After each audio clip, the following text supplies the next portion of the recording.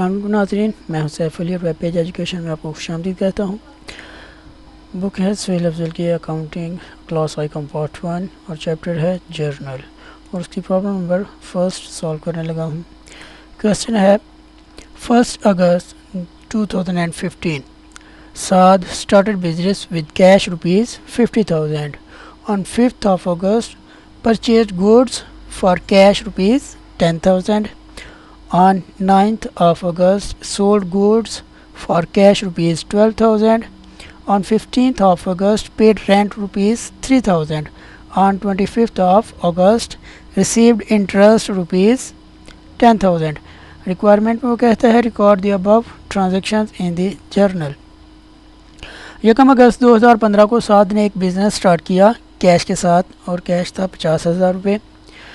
5 अगस्त को उसने कुछ चीज़ें ख़रीदी 10,000 रुपये की कैश के ऊपर और 9 अगस्त को उसने चीज़ें फ़रोख्त की हैं कैश पे 12,000 रुपये की और 15 अगस्त को उसने रेंट अदा किया है 3,000 रुपये।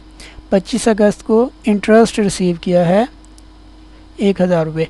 ये सबसे पहले नाम आएगा जर्नल में, हेडिंग आएगी साद जर्नल, या आप ऐसे भी लिख सकते हैं सिर्फ ऊपर प्रोप्राइटर का नाम साद, नीचे जर्नल और फिर फॉर द मंथ ऑफ अगस्त 2015। ये परफॉर्मा है, date, details, LF debit amount और क्रेडिट अमाउंट। पहली एंट्री होगी 1 अगस्त 2015 को जब वो बिज़नेस स्टार्ट करेगा तो एंट्री होगी cash to capital, cash invest हो गया और कैपिटल हमेशा लाइबिलिटी होती है, कैपिटल क्रेडिट होता है। ये 50,000 रुपये डेबिट और 50,000 रुपये क्रेडिट अमाउंट। इसकी नरेशन होगी being business started with cash. Second entry है परचेज्ड गुड्स फॉर कैश ₹10,000 और ये 5 अगस्त को एंट्री होगी जब गुड्स परचेज करेगा तो परचेजेस डेबिट हो जाएंगी और कैश क्रेडिट हो जाएगा। परचेजेस डेबिट होंगी चाहे वो ऑन अकाउंट हो या कैश पे हो, तो कैश इसलिए क्रेडिट हो रहा है क्योंकि कैश में कमी हो रही है। तो purchases account debit to cash account credit, इसकी नरेशन होगी being goods purchased for cash 10,000 debit और 10,000 ही क्रेडिट अमाउंट आएगी। नेक्स्ट एंट्री है sold goods for cash ₹12,000। Sales हमेशा क्रेडिट होती हैं और ये 9 तारीख की एंट्री है। जब ये गुड्स सोल्ड करेगा तो इसके पास कैश आ जाएगा, कैश डेबिट हो जाएगा और सेल्स हमेशा क्रेडिट होती हैं। एंट्री होगी cash account debit to sales account credit. Narration इसकी हो जाएगी being goods sold for cash amount 12,000 debit और 12,000 ही क्रेडिट। नेक्स्ट एंट्री है पेड रेंट ₹3,000।